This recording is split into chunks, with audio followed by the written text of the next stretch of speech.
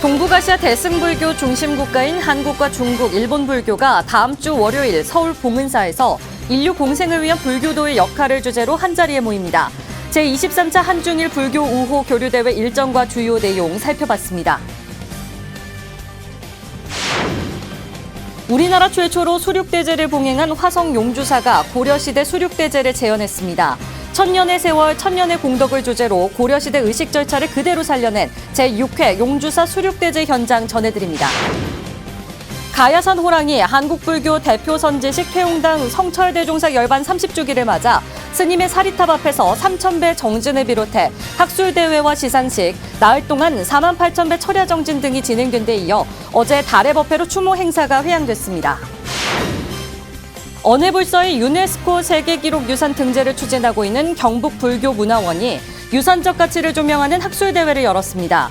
직지를 세계기록유산으로 등재한 경험이 있는 박문열 교수는 언해불서보다 정음불서로 명칭 변경을 제안했습니다. 시청자 여러분 안녕하십니까? 11월 4일 토요일 BTN 뉴스 시작합니다. 동북아시아 대승불교권 중심 국가인 한국과 중국, 일본 불교계가 다음 주 월요일 서울 봉은사에서 인류 공생을 위한 불교도의 역할을 주제로 한자리에 모입니다. 1995년 북경회의를 시작으로 23번째 대회인데요. 제23차 한중일 불교 우호 교류대회 일정과 주요 내용을 남동우 기자가 살펴봤습니다.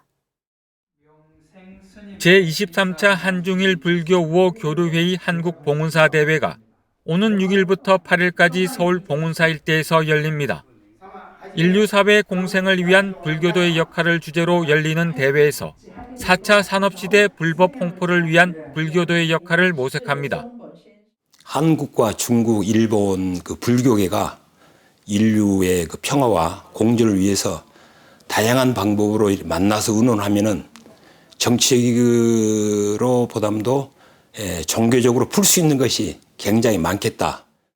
봉은사 대회에는 한국불교종단협의회, 중국불교협회, 일중한 국제불교교류협의회 등 3국 불교계에서 280여 명이 참석할 예정입니다.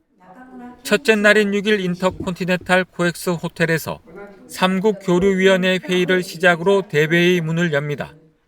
3국 회장단 회동에 이은 환영 만찬에는 한국불교종단협의회 회장 진우 스님을 비롯해 3국 불교계 지도자들이 참석합니다. 이후 봉은사 미륵광장 무대에선 축하 문화 공연이 펼쳐지는데 박범훈 조계종 불교음악원장이 총감독을 맡아 관현악 50인조와 합창단 200명이 우리말 칠정례와 각종 찬불가로 음성공양을 올립니다. 둘째 날인 7일 오전에는 봉은사 대웅전 앞 무대에서 세계평화기원 대법회가 봉행됩니다. 한중일 3국 불자들이 각국 전통의식으로 예불을 올리고 회장 진우 스님이 평화기원 메시지를 낭독할 예정입니다.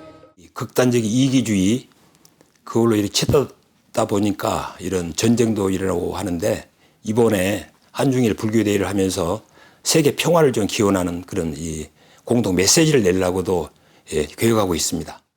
경례 종루 잔디밭에서 대회 기념 식수를 한 뒤 한국 사찰 음식으로 점심 공양이 진행됩니다. 이날 오후 인터컨티넨탈 코엑스 호텔에서 국제학술 강연회가 열리는데 한중일 3국에서 한 명씩 기조 연설을 하고 8명이 주제 발표를 합니다. 뭔가 미래를 향한 그런 것들 창출하기 위한 그런 논의도 한번 해보려고 그래서 학술 대회를 이제 한중일 각각 한 분씩 나오셔가지고 각국에 대한 의견들을 학술 대회에서 이렇게 발표하도록 이렇게 했습니다. 3국 불자들은 불법에 기반한 세계평화기원 공동선언문을 발표하고 차기 일본 대회 개최와 관련한 합의서를 체결합니다. 국보 송광사 환경 변상도 미디어 아트가 상영되는 가운데 축하 만찬으로 봉은사 대회 공식 일정이 마무리될 예정입니다. BTN 뉴스 남동우입니다.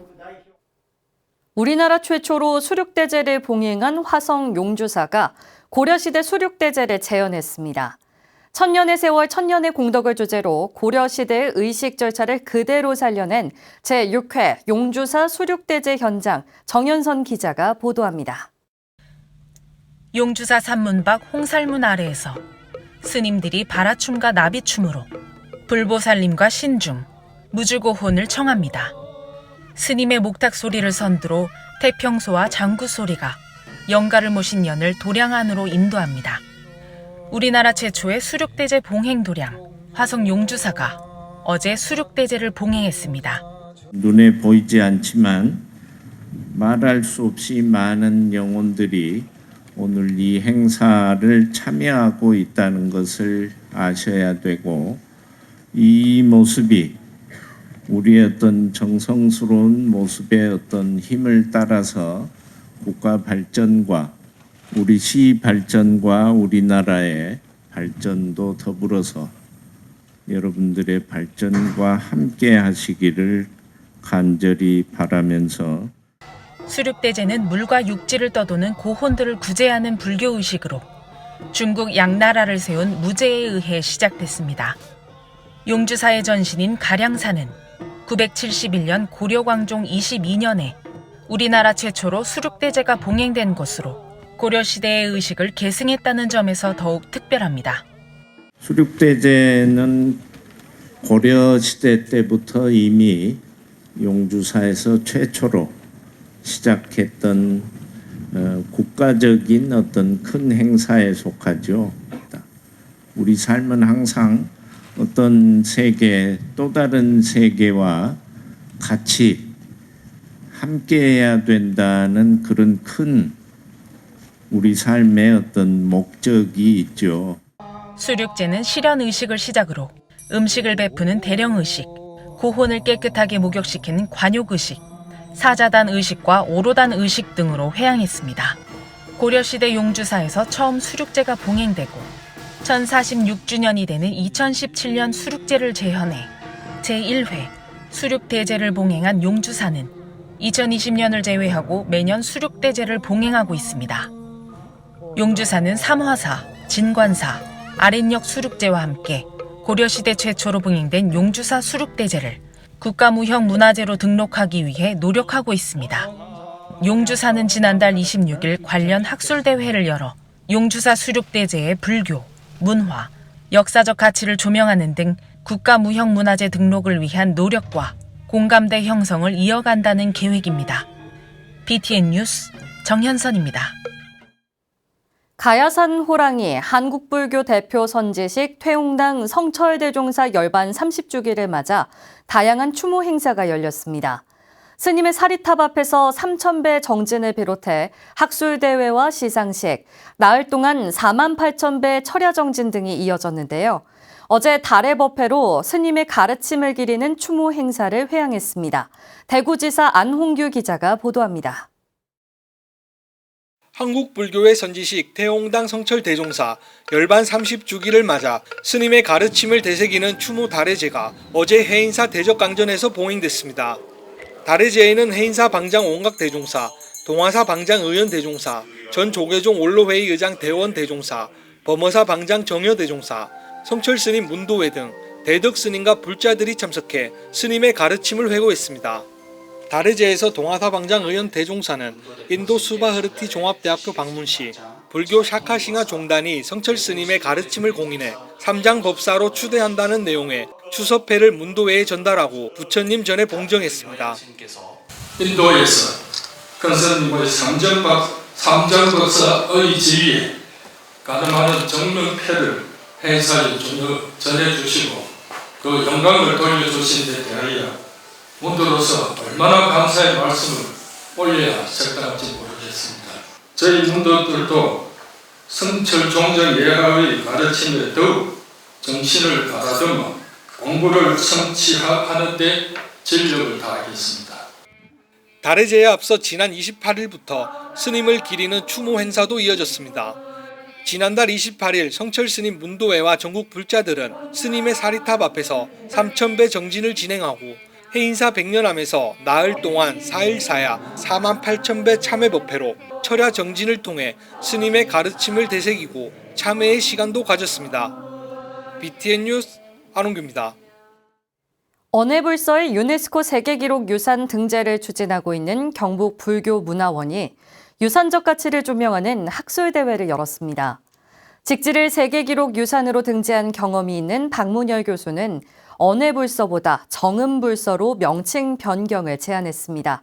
실제 등재까지 오랜 시간이 걸리는 만큼 국민적 공감은 물론 세계의 공감을 이끌어내는 면밀한 준비도 필요해 보입니다. 하경목 기자입니다. 훈민정음 창제 580도를 맞은 올해 훈민정음의 유포를 위해 불교 경전을 한글로 옮긴 언해불서의 유네스코 세계기록유산 등재가 추진됩니다. 경북불교문화원은 어제 서울 한국불교 역사문화기념관 전통공연장에서 경상북도의 후원으로 조선전기 언해불서의 기록유산적 가치를 주제로 국제학술대회를 열었습니다. 유네스코 아시아 태평양 지역 기록유산 등재를 목표로 하고 있는 경북불교문화원은 오랜 시간이 걸리는 만큼 학술적 조명과 유산적 가치에 공감이 필요하다는 취지였습니다. 언해불서에 담긴 기록 유산적 가치를 보다 더 심도 있게 탐구하고 최종적으로 언해불서들을 유네스코 세계기록유산에 등재할 준비를 하고 있습니다. 박문열 청주대학교 명예교수는 언해불서가 아닌 정음불서로 명칭 변경을 제안했습니다. 한글의 원 명칭인 훈민정음의 실제 사용의 사례이고 같은 명칭을 사용함으로써 가지는 논리의 통일성, 세계 무대에서 이해도를 높일 수 있다고 주장했습니다. 또 가치 기준이 까다로운 만큼 조선 전기에 국한하지 말고 한글 창제 이후 420여 년 동안 45종 400여 권의 정음불서를 수집 연구해 기준의 완전성을 갖춰야 한다고 제안했습니다. 그러면서 아태유산 등재 후 세계유산 등재 추진은 불가능하다며 유럽과 중국의 견제 속에서 다소 시간이 걸리더라도 정확한 목표를 가지고 추진해야 한다고 강조했습니다. 이 사람들의 그 등재 기준에 우리 불서가 통과하기 위해서는 상당히 많은 노력을 하는데 홍보 활동이라든지 번역도 해야 되고요. 또 이게 어떤 국민적인 어떤 관심도가 높아져야 됩니다. 이배용 국가교육위원장은 우리 민족의 정신적 토양인 불교 문화유산의 세계화와 다음 세대로의 전성은 우리의 사명이라며 한글 창제의 정신이 세계인의 공감을 얻을 것이라고 기대했습니다. 준비 없는 미래는 없다 하듯이 오늘 이 학술대 자리가 우리가 소망하는 여러 기록유산적인 가치가 세계인과 함께하는 그런 길잡이 역할을 하기를. 이날 국제학술대회에는 일본과 베트남의 일반 서민들에게 유포하기 위해 번역됐던 불전들에 관한 논문도 함께 발표됐습니다. 한글 창제와 유포의 언해불서의 가치는 부정할 수 없습니다. 그런 만큼 더욱 철저한 학술적 토대와 세계적인 공감대로 국제적인 견제를 넘어설 수 있는 철저한 준비가 필요해 보입니다. BTN 뉴스 하경목입니다. 조세희 탄광 수몰 사고 81주기를 맞아 현지에서 위령제를 봉행한 관음종이 희생자 위패가 봉안된 우배시 서광사를 처음 방문해 참배하며 유골 발굴과 위패 봉환에 한 걸음 더 다가섰습니다. 박성현 기자입니다. 보고파, 가고파, 배고파. 조세희 탄광 희생자 유족회 양현 회장은 폐광 콘크리트 벽면에서 징용 희생자가 쓴 것으로 추정되는 글을 보며 조세희 탄광 수몰 사고로 희생된 삼촌이 떠올랐다고 말했습니다. 조세희 탄광은 지나가는 배의 엔진 소리가 들릴 정도로 갱도가 얕았고 수시로 누수가 발생하는 등 사고 위험이 높아 일본인 대신 강제 징용된 조선인들이 채탄했습니다. 1942년 2월 결국 갱도가 무너지면서 수몰 사고가 터졌고 유일한 숨구멍이었던 둥근 콘크리트 구조물 피하에서는 3일간 물기둥이 솟구쳐 올랐으며 사고로 조선인 징용자 136명과 이들을 감독하던 일본인 47명, 총 183명이 희생됐습니다. 참사가 발생한 지 81년이 지났지만 희생자들은 여전히 차디찬 바다 밑에 잠겨 세상에 나오지 못하고 있습니다. 이들을 위해 관음종은 매년 조세희 탄광 희생자 위령제를 봉행하며 일본 정부를 향해 희생자 유골 발굴을 촉구하고 있습니다. 또 유골 발굴에 한일 정부와 시민의 적극적인 관심이 중요하다고 강조했습니다. 그 속에 아직도 시신이 묻혀 있는데 일본에서 발굴을 안 하고 있으니 결국을 관음종에서 하는 것은 일본이 발굴을 하도록 할 때까지 계속하겠다. 관음종 총무원장 법명스님은 일본 정부가 정치적, 경제적 이해관계를 떠나 유골 발굴은 인도적 차원에서 당연히 해야 할 일이라고 지적했습니다. 어디든지 접근을 내드리기 위해서 매년 와서 정부에 알리고 사회 모든 단체에 알리면서 이걸 하고 있습니다. 그러면서 앞으로도 유골 봉환이 될 때까지 종단 차원에서 아낌없이 지원하고 노력하겠다고 다짐했습니다. 관음종은 지난 2일 위령제 봉행에 앞서 조세희 탄광 희생자의 위패가 봉안된 일본 우베시 서광사를 찾아 참배했는데 관음종이 위령제를 지내오며 처음 방문에 의미를 더했습니다. 조세희 탄광 희생자 유족회 양현 회장은 그동안 서광사 주지 스님이 강제징용이라는 단어를 인정할 수 없다며 추모단의 방문을 거부했지만 유족회가 수시로 편지를 보내고 관음종의 끊임없는 노력이 서광사 주지 스님의 마음을 움직인 것 같다며 기대와 함께 유골 발굴과 환국에 한국 정부가 적극적으로 나서길 촉구했습니다. 한국 정부가 나서야 돼요. 그래서 일본 정부 이야기하니까 한국 정부가 이야기 안 하는데 우리가 어떤 이야기?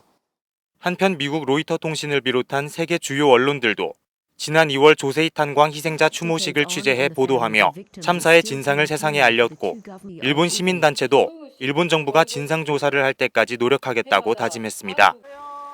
BTN 뉴스 박성현입니다. 문화유산 국민신탁 김종규 이사장이 제37회 인촌상 언론문화상을 수상했습니다. 천태종 전국신도회장 등을 역임한 독실한 불자로 우리나라 고문헌과 문화유산을 수집하고 지켜온 자랑스러운 불자인데요. 김종규 이사장은 수상을 계기로 우리 문화유산에 대한 국민적 관심과 청소년 교육의 중요성을 강조했습니다. 최준호 기자가 인터뷰했습니다. 삼성 출판박물관을 설립하고 문화유산 국민신탁 설립위원장이자 이사장으로서 우리 소중한 고문헌과 문화유산을 지켜온 김종규 이사장. 일제강점기 민족운동가이자 자본가였던 인촌 김성수 선생의 유지를 기리고자 제정된 인촌상 언론문화 분야의 37번째 수상자가 됐습니다. 어린 시절 맏형이 설립해 운영하는 삼성 출판사의 영향으로 책과 밀접한 삶을 살았고 자연스럽게 문화유산과 우리의 역사에 관심을 갖게 됐습니다. 책으로 번 돈을 사회에 환원하겠다는 발심으로 삼성 출판박물관을 설립하고 귀중한 고문헌을 사모으기 시작했습니다. 최초의 금속활자본으로 알려져 있는 직지심체요절 영인본과 남명증도가를 비롯해 활자 문화가 꽃피었던 조선초, 월인천강지곡, 월인석보 등 많은 불교 고문헌들이 박물관에 자리하고 있습니다. 부산 10년 동안에 보수동 책방 뒷골목을 살다시피 하면서 했던 거가 그 유명한 지금 초조대장경이 저희 박물관에 국보로 지정되어 있습니다만 월인석보를 비롯해서 보물이 한 10여 점 됩니다. 문화유산 국민신탁은 19세기 영국에서 일어났던 민간 주도의 문화 자연유산 보존 운동인 내셔널 트러스트 운동에서 모티브를 따왔습니다. 회원들이 십시일반 모은 기금으로 문화유산을 지키는 특수법인으로 2006년 문화유산과 자연환경 자산에 관한 국민신탁법이 국회를 통과하면서 2007년 설립됐습니다. 정말 만시지탄이지만 우리 문화유산을 정말 지금 잘 지켜나가야 되기 때문에 회원들이 지금 16,000명이 넘었습니다. 앞으로 계속해서 더 우리 스스로 지금은 정부가 어느 시기까지 마중물 넣어주는 것이지 민간운동이기 때문에 이 자리를 빌려서 이야기했습니다만 우리 많은 국민들이 관심을 좀 가져주면 좋겠습니다. 김 이사장은 우리 문화유산의 80%가 불교 성보임을 강조하며 시간의 기억뿐 아니라 공간의 기억도 간직해야 한다며 사찰 공간의 보존도 중요하다고 말했습니다. 또한 청소년들이 어려서부터 우리나라 문화유산의 우수성과 소중함을 배울 수 있도록 문화유산 국민신탁이 청소년 답사 교육에 적극 나설 것이라고 덧붙였습니다. 청소년 교육에다가 많이 좀 하려고 합니다. 왜냐하면 어려서부터 우리 문화유산을 지키는 그래서 답사도 같이 가서 얼마나 소중한가. 역사가 있는 나라하고 역사가 일천한 나라하고. 그리고 지금 우리가 사찰만 하더라도 7곳, 세계 문화유산 등재됐잖아요. 왜 세계 문화유산인가? 그런 것을 청소년 때부터 가르쳐 놔야 백혀요. BTN 뉴스 최준호입니다. 동국대학교 과학영재교육원장으로 활동하고 있는 금나나 교수가 생명나눔 실천본부 홍보대사에 위촉됐습니다. 생명나눔실천본부 이사장 일면스님은 지난 2일 본부 회의실에서 금나나 교수에게 홍보대사 위촉장을 수여하고 생명나눔 문화를 대중에 알리는 데 역할을 당부했습니다. 금나나 교수는 의대에 불합격한 후 새로운 진로를 모색했는데 생명을 살리는 방법은 의사뿐만 아니라 생명 나눔 또한 의미 있는 일이라는 걸 깨달았다며 부처님 뜻을 따르며 짧았던 꿈을 실현하겠다고 각오를 밝혔습니다. 금나나 홍보대사는 생명나눔 실천본부의 장기 기증 희망 등록과 조혈모 세포 희망 등록, 생명나눔 운동 캠페인 등 다양한 활동에 참가해 생명나눔의 가치를 널리 알릴 계획입니다. 재단법인 보현장학회가 밀양 삼랑진 중고등학교 학생에게 장학금을 전달했습니다. 보현장학회는 지난 2일 삼랑진 중고등학교에서 보현장학회 이사장 범어사방장 정여스님, 삼랑진 여여정사주지 도명스님, 금강암 감원 도산스님 등이 참석한 가운데 고등학생 20명에게 각각 50만 원, 중학생 10명에 각각 30만 원, 총 1,300만 원을 전달했습니다. 정여스님은 미래의 주역이 될 청소년들이 학업에 더욱 매진하고 꿈꾸는 목표에 한 발 더 다가서는 계기가 되길 기대했습니다.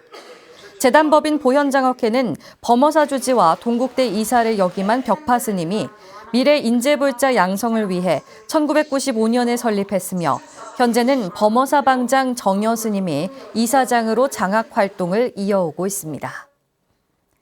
나눔의 집이 자신의 책 제국의 위안부에서 일본군 위안부 피해자를 자발적 매춘으로 표현한 박유아 교수의 대법원 무죄 판결을 규탄했습니다. 나눔의 집은 지난 2일 성명서를 통해 학문적 주장이나 의견이라는 대법원의 판결에 반발하며 자발적 매춘이란 표현은 주장이나 의견이 아닌 사실을 왜곡한 행위라고 지적했습니다. 또 대법원이 박유아의 저술 의도를 선의로 해석했다고 지적하며 이는 위안부 피해자들의 고통을 외면하고 역사적 사실을 왜곡한 결과라고 명시했습니다. 그러면서 표현의 자유는 존중받아 마땅하지만 이를 빙자해 위안부 피해자의 증언과 피해의 본질까지 왜곡한 것은 잘못된 것이라고 비판했습니다. 동국대학교 총동창회가 동문과 재학생이 한데 어우러지는 동국 한마음 페스티벌을 올해 처음 개최했습니다. 어제 동국대학교 만회광장 일대에서 펼쳐진 페스티벌은 백상응원단의 응원전과 밴드 공연, 남산 둘레길 한마음 걷기 대회 등 선후배 간 화합의 장이 이어져 동문과 재학생의 애교심과 자부심을 높였습니다. 행사를 주최한 문선배 총동창회장은 코로나19로 위축된 대학생 문화를 회복하고 선후배 간 화합을 위해 자리를 마련했다며 가을을 만끽하고 동국인으로 자부심을 느끼는 뜻깊은 시간이 되길 기대했습니다. 윤재웅 총장은 11월 3일은 원래 학생 독립운동 기념일로 오늘의 주인공은 학생들이라며 함께 걷고 즐기는 동안 한마음이 되달라고 격려했습니다. 비로자나 국제선언과 행복선언이 수덕사와 간호람으로 연합 성지순례에 나서 신행 의지를 다졌습니다. 창립 17주년에 맞은 비로자나 국제선언과 4주년에 맞은 행복선언 사부대중이 지난달 29일 수덕사를 함께 참배하고 간호람에서 방생법회와 가을바다 음악회를 진행했습니다. 피아노 연주와 내레이션 등으로 진행된 음악회에서 비로자나 선언 주지 자우스님은 내면으로 들어가 스스로를 사랑하는 힘과 자비의 마음을 찾는 길이 곧 부처님을 만나는 길이라고 강조했습니다. 토요일 7시 뉴스를 마치겠습니다. 시청해주신 여러분 고맙습니다.